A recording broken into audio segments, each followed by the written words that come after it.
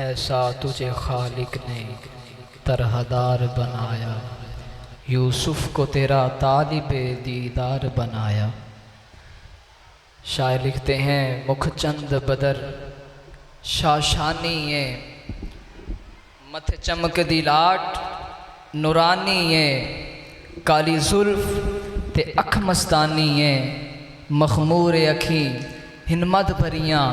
اس صورت نو میں جان آکھاں، جان آکھاں کے جانے جہان آکھاں، سچ آکھاں تے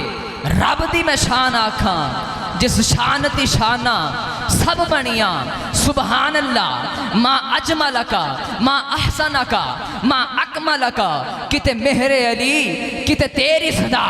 گستاخ یقین کتے جائے اڑیاں، اس صورت نو میں جان آکھاں، جان آکھاں کے جانے جہان آکھاں، سچ آکھاں تے رب دی میں شان آکھاں، جس شان تی شانہ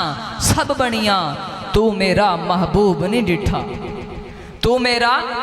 محبوب نہیں ڈٹھا، جنوں ویکھ کے چن شرماوے، ڈردی بجلی لشک نہ مارے، کتے بے ادبی نہ ہو جاوے، جے ہو جاوے سونا سیر کرن سارا گلشن سیس نواوے، جے ہو رکھے ہاتھ پھلاں وچ ہاتھ پھلاں تو ود جاوے، تے جے ہو جاوے سونا سیر کرن سارا گلشن سیس نواوے، آزم ایڈا سونا ماہی جندی جھال نہ چلی جاوے، آزم ایڈا